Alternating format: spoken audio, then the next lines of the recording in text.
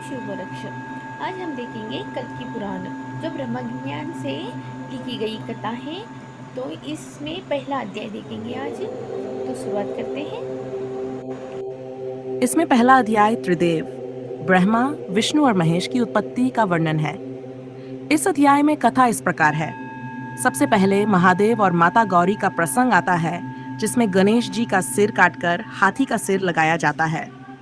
इसके बाद माता के प्रश्न पर महादेव उन्हें समझाते हैं कि सृष्टि की उत्पत्ति कैसे हुई। जब आकाश शून्य था, तभी श श की ध्वनि से शिव शिव की ध्वनि उत्पन्न हुई और तरंगों से आत्मा और चेतना प्रकट हुए। इन्हीं से एक परम ज्योति प्रकट हुई, जिसे शिव पिता परमात्मा कहा गया। उसी परम ज्योति से ओम की ध्वनि निकली और दो रूप प्रकट हुए। ओ से विष्णु करता, मन से महेश संहार करता। परमात्मा ने दोनों को आशीर्वाद दिया और फिर ब्रह्मा को उत्पन्न किया, जिन्हें सृष्टि की रचना का कार्य दिया गया। इस प्रकार त्रिदेव, ब्रह्मा सृजन, विष्णु पालन और महेश संहार उद्धार की उत्पत्ति बताई गई है। इसके साथ ही उनकी शक्तियों का भी वर्णन है।